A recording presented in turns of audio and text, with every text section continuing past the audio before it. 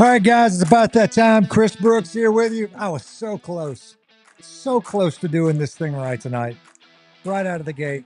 I got no ears. So close, right there. Good to be with you tonight. We're going to stay on task a little bit better than we did last week, which was an abomination of scoreboard shows. You can't do a scoreboard show without scores, but we'll have that for you tonight. It's a little later than normal, but that's fine. It's 10:38. I was willing to go a little bit later to actually get some scores to you. We'll be a little more concise. If you want to text the show, excuse me, you want to message the show. I do need to work on the text though. If you want to message the show, I can hit a button right here and instantly you'll be on the air. But I have a lot of scores from the biggest games tonight for the academies, for the public schools, the top 10, the little 10, the MAIS top 10. I saw 3 games myself, and you wonder how I do that. I'm just quick. I look old, but I'm fast. I'm really not fast, but quick. Smart. That might be a better way of doing it. This is the Mississippi Gridiron Friday Night Scoreboard Show. It's brought to you by Capital Ortho, capitalortho.com. Be sure to check out their Saturday morning clinic. If you had a little bump and bruise tonight or something happened, you can go to their Flowwood store. I've been there a lot with my 3 boys. All 3 have been there at one time or another. You can ask, oh, I don't want to ask for a specific doctor. I get in trouble. Andy Bryan is an old friend of mine, had a nice jumper back in the day. He's actually seen all mine or Dr. Dulski, or there's several doctors, but their Saturday sports injury clinic, 8 to 10 in the morning, all through football season at their Flowwood clinic.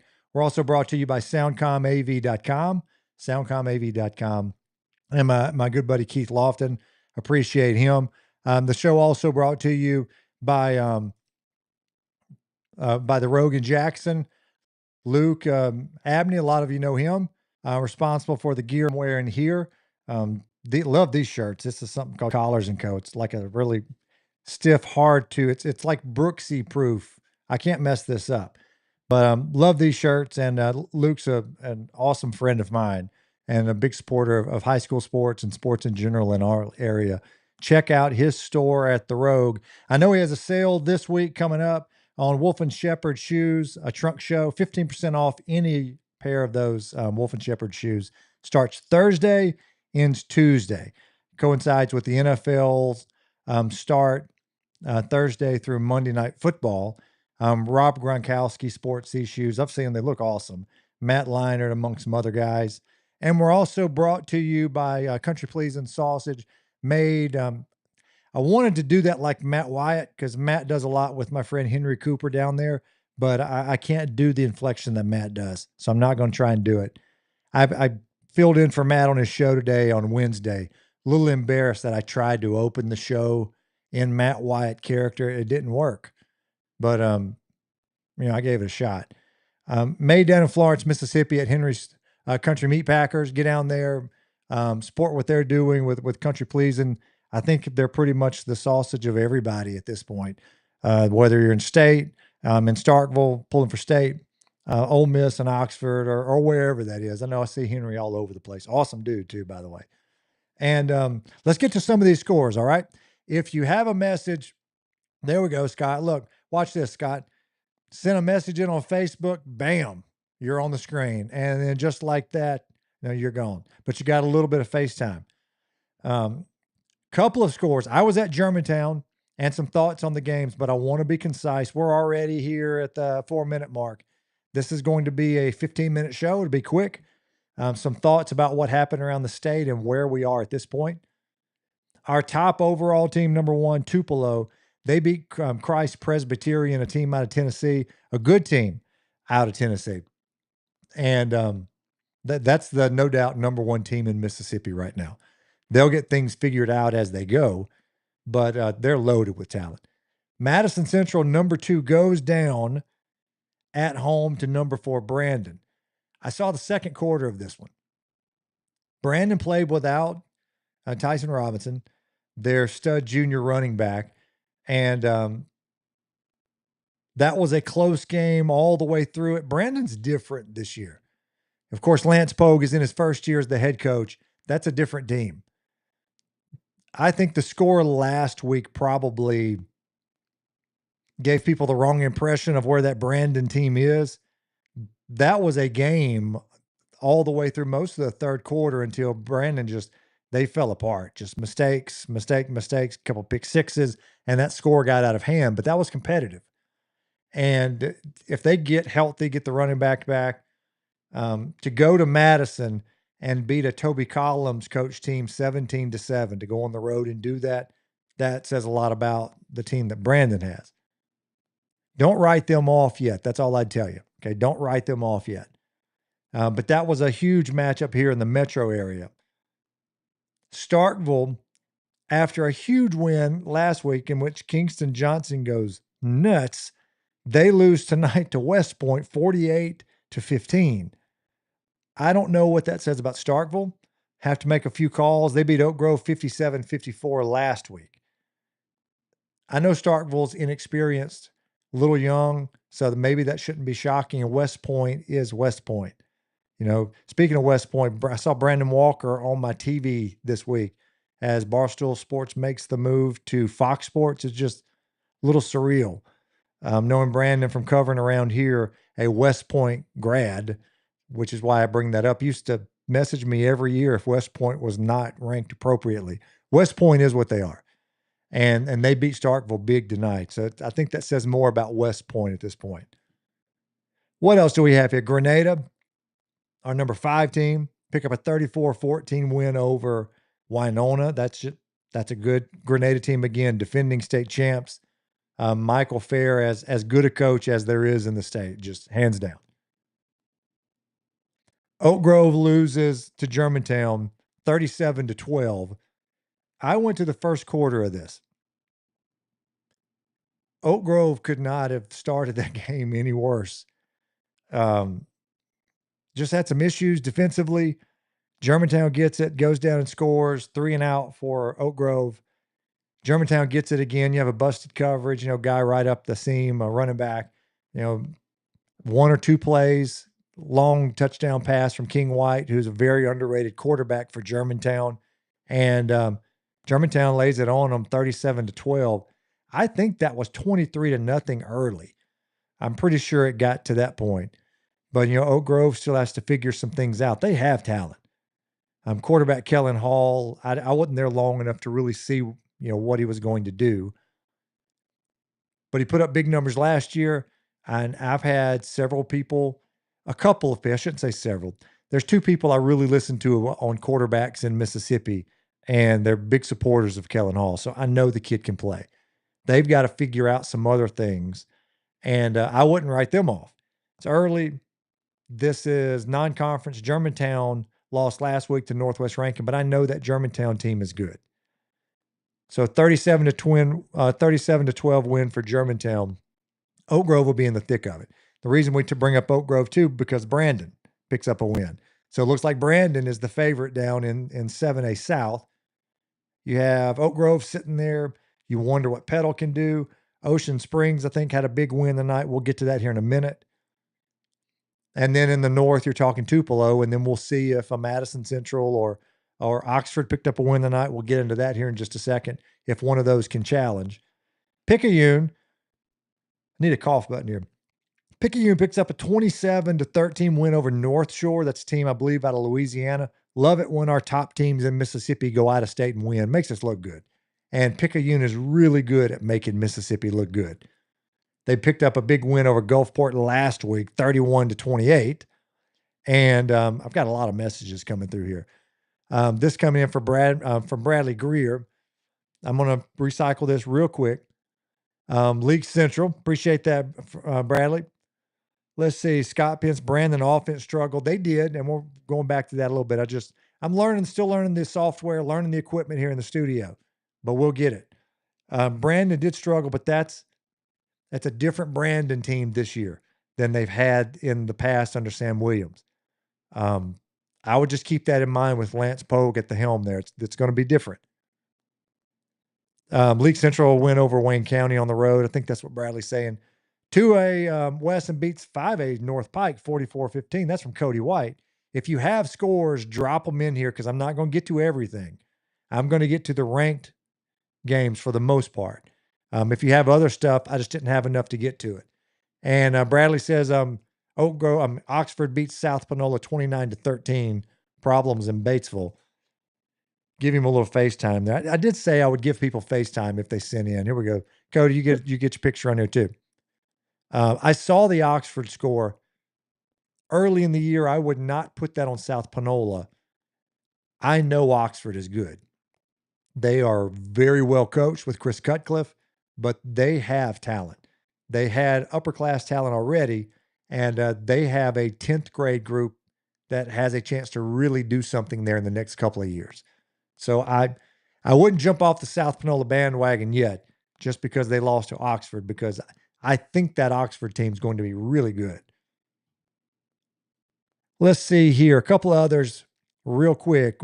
How are we doing on time here? 11 minutes. I don't want this to be a long show. Want to give you guys something that I can podcast and you can check out in the morning relatively quickly. West Point, the big win. Ocean Springs beats Petal 27-17. I know Petal has a good team under Marcus Broyles, and I kind of thought they would win that game. So it says something about Ocean Springs and what they've been able to do the last 3, 4, 5 years. Maybe they're the team to challenge Brandon in the South. Maybe they're the team in the South. So we'll see. Petal was number 9 last week for us.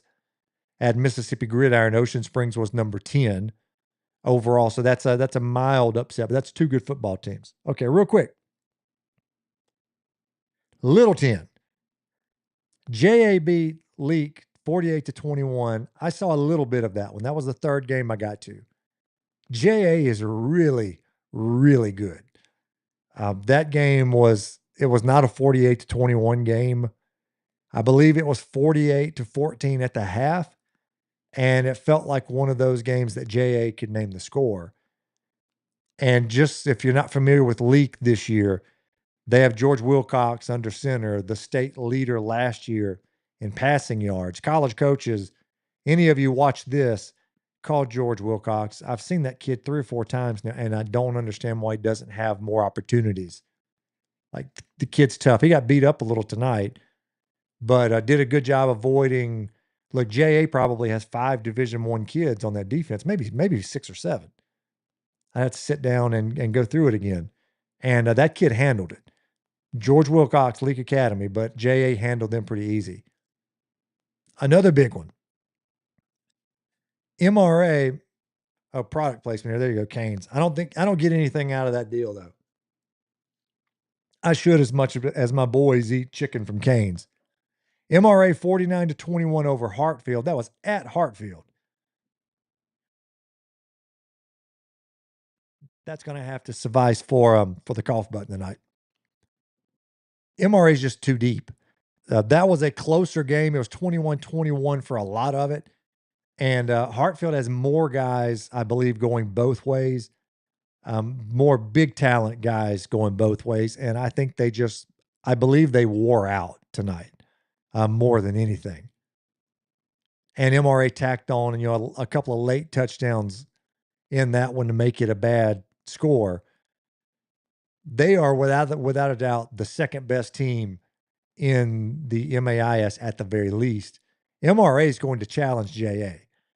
I saw MRA play first week of the season. Now I'm forgetting who they played. Big time team out of Tennessee, and MRA hung right with them. MRA, you can argue they should have won the game. That's going to be interesting to see how that plays out.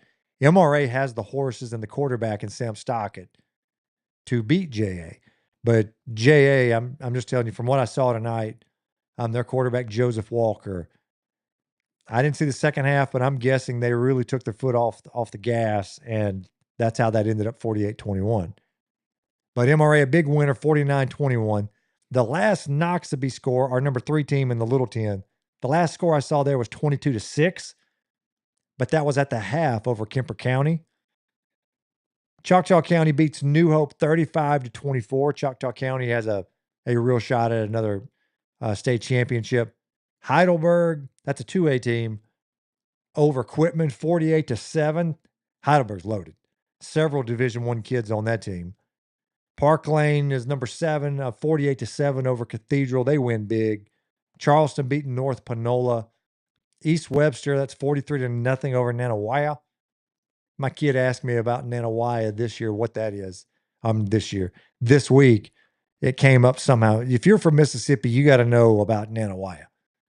And then JDC, the last I saw, I believe they lost 21-20 in overtime to Summerall. Can't remember where that game was. A couple of other interesting scores. Horn Lake was beating Collierville. Horn Lake is the number 9 team in 7A. They were beating Collierville with 5:48 left in the fourth. It was 35-33. Last score I saw, so that could have gone either way. Clinton beats Northwest Rankin 19-11. So make sense of this. Clinton lost, several players, ends up going to JA. Clinton is still very good. They win last week in a big one. Northwest Rankin had a big win over Germantown. But then Clinton holds serve at home, defend the home turf, beat Northwest Rankin. The Germantown team that Northwest Rankin beat last week, they wore out Oak Grove at home tonight. So what's that mean for 7A? I don't know. I think Northwest Rankin has a good team. I think Clinton has a good team. Good enough to challenge. I wouldn't put them there. We'll have to see how the rest of the year plays out. I think it's Brandon. Then next level, Ocean Springs right there. You're still going to put Petal there. I'm still going to put Oak Grove there. Not ready to jump off that bandwagon yet. I have to see how Gulfport plays out. I believe they were off tonight. And then in the north, you've got Tupelo. And then after that, you're going to go Madison Central, Oxford, Starkville as far as the teams that can challenge. A couple other scores real quick. Biloxi beats Pascagoula. That's a big-time game on the coast. Lewis Sims has a very good team at Pascagoula. They're going to challenge for a title. I really believe they can do that. But they lose against Biloxi tonight, 21-18. Ridgeland beats Provine bad. That was 42-7. What else do we have here? Hattiesburg was up over Laurel last I checked. That was in the fourth. That was 31-18. And Gaucher lost. That's our number 10 team in 6A. 42-17. That was to D'Iberville. Brookhaven's a big winner in 5A. They beat Franklin County 49-0. Brookhaven's loaded. I'm going to have to talk to Brandon. I don't know why they're not in our top 10. Brookhaven is loaded with Division I talent. And then a couple other ones real quick. Louisville beats Shannon 29-18. Louisville's still the team to beat down in 4A, with all due respect to Columbia and Poplarville, who beat apparently a very good Stone team. I know Poplarville is good. They win 22-21.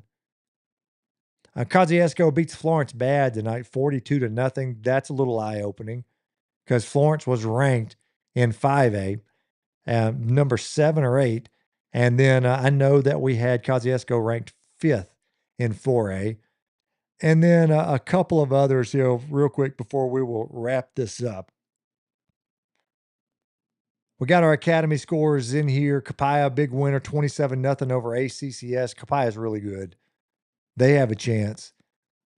Can they challenge Park Lane? Maybe. Park Lane beat Jackson Prep in a huge game last week for them. Jackson Prep. I'm going to have to talk to Brandon about this too. Somehow Jackson Prep fell. I can't put all that, but I'm not doing that to you, Brandon. This was a collaborative. Jackson Prep's number 8. Lamar was 7. Oak Forest 6. Jackson Prep's still a good football team. 55-19 over Lamar. Prep, if you read our preview this year, they lost everybody from last year. So you're going to feel that to start the next year, but you don't write them off. I'd be surprised if they're not a good football team by the end of the year. Just they have a whole lot of new guys. And maybe this will be a down year for them. Probably will be just from where they've been and when you're that inexperienced, but it's still Jackson Prep. Tri-County Academy 44-0 over Canton Academy. And they have a huge matchup, I think, next week against Leak and probably the top 2 teams in 3A. I think we're wrapped up here. From Floyd Williams, MRA is good. Them and JA will be a good game. Yeah, I mean, there's no doubt. MRA can challenge Jackson Academy in MAIS 4A. Can Hartfield get back up there? They just didn't look deep tonight. I watched that one online after I got home, trying to go ahead and wrap up scores and get ready for this. I don't know if Hartfield is deep enough this year. You know, they've graduated really good classes the last 2 years, and that's hard not to catch up with you at some point. They have very good football players, but they had several guys that were going both ways tonight. Prep and Tri-County next week. Okay, appreciate that, Kevin. Where did I get that? Maybe it's 2 weeks. Tri-County has their big game with Leak is coming up, maybe in a couple of weeks. Whenever that is, that's going to be the big one. Prep and Tri-County would be interesting. Just because Tri-County has dominated their classification. I know those classes are jumbled up more this year, but I'd be shocked if Prep didn't come out and handle business in that game. Park Lane got them last week for a couple of reasons. It was still a tough game. Park Lane is very senior heavy. Returned almost everybody from last year. Prep returned almost nobody. Not to defend Prep here, but we need to be fair to the Patriots. If you follow high school sports and have an idea what's going on, especially an early season matchup, you're going to feel that on the scoreboard. One team with everybody back, the other team without hardly anybody back. They really had 2 starters back. Maybe that's a different game if it's played later. And Jackson Prep has a chance to get a little bit of continuity, some kids get some snaps under their belt. But we'll see what happens with Prep and Tri-County. And then to go back really quick through the scores, and this is a little longer than I wanted, 21 minutes. That's a little longer than I wanted. Tupelo over Christ Presbyterian, 23-7. Madison Central and Brandon. Brandon goes into the jungle, and they get a big win, 17-7. First ever meeting for Tri-County and Jackson Prep. I did not know that. All right, I might have to check that out next week. Starkville and West Point. Brandon 17-7 over Madison Central. West Point 48-15 over Starkville. Brandon, that's a big win for them. They were number 4 for us. Grenada 34-14 over Winona. Germantown at home beats number 6 Oak Grove 37-12. Germantown has a chance. Defensively, they're good. Quarterback's good. They have some skill talent, like 3 or 4 solid guys, and they're huge up front. Don't write them off yet, just off their opening week loss to Northwest Rankin, who's also better than I thought they were going to be. Northwest Rankin's going to beat some people. Picayune over North Shore 27-13. And then Ocean Springs, the number 10 team in our top 10. They beat Petal, number 9 Petal, 27-17. All right, guys. That's probably going to do it. Okay, I got a couple of messages here. Let's see what we have here. From Thomas, Starkville and Oak Grove got exposed. What do you think about Starkville versus West Point, the 49-17? For me, I think it says more about West Point. I talked about this earlier. I think that says something about Starkville being inexperienced and a little younger, new coaching staff. To have a huge win like they did last week in what people tell me was the game of the year, possibly. I'm not shocked they had a little bit of a letdown this week, even though that's a rivalry game and I'm giving all kind of excuses here, but it's West Point. And if you're coming off a big game and you're not ready, that's not the team you want to play. That's what I would make of it. I'd make of it that West Point's going to be very difficult to beat this year. And as far as Starkville is concerned, it's early. They're playing a lot of guys, getting experience and snaps, but I know they have talent. Their quarterback is legit. Some college people will tell you their quarterback is the best quarterback in the state right now. Or maybe better way of saying it, will be the best quarterback before the end of the year. This comes in from who we have here. Tom, Germantown ain't beating Tupelo. I don't think anybody is beating Tupelo from what I saw. I saw a little bit of that game last week. Tupelo's loaded. I mean, there's Division I talent all over the field. I mean, from Jarrell McCoy at defensive end going to Florida, Iverson McCoy heading to Ole Miss in the secondary, Bobo in the backfield. You got J.J. Hill, they put at quarterback just because they've had some issues there. So you're talking about two SEC backs in the backfield, and they're enormous on the offensive line, and they're big on the defensive line. I looked at Tupelo's roster, okay? Excuse me there. I looked at their roster. Tupelo has 33 kids 200 pounds plus. And I think the 250 plus was something like 20 of those kids. Like, they're enormous. That's a very big high school football team. It's going to be hard to beat Tupelo this year. There's some teams that could, but Tupelo would probably have to help them and play poorly. This comes in too also, yeah, Tupelo than everybody else. Tupelo West Point's going to be a game. I am interested to see what happens with the Tupelo West Point game. Just because it's almost like you have, unstoppable force versus a movable object. I've learned doing this long enough, and now this is my 16th year. You never pick against West Point ever, because you're going to look stupid more times than not. But I saw that Tupelo team, and I mean, they're legit across the board. They could have 3 SEC running backs on that team. And the defense is as big and fast as anybody in the state. Good luck with them. They're not unbeatable. I wouldn't put them there yet. If they had, quarterback figured out and they're throwing the ball all over the yard and had that, but they have an athlete at quarterback. Last week they had to play J.J. Hill, but they had some issues going on there. Tupelo is going to be hard to beat. Okay, I think that's going to wrap it up. My voice is about gone anyway, guys. All right. Hey, thanks for listening to this. To all our sponsors, always appreciate them and all they do that allows us to do these shows, to cover high school sports, cover high school football in the best state in the country in terms of high school football. To Soundcom, Country Please and Sausage, Capital Ortho, Malone Roofing, and The Rogue. Appreciate all them. Y'all have a great night, and be safe traveling tomorrow. Big day of college football. Can't wait for it. Y'all be safe.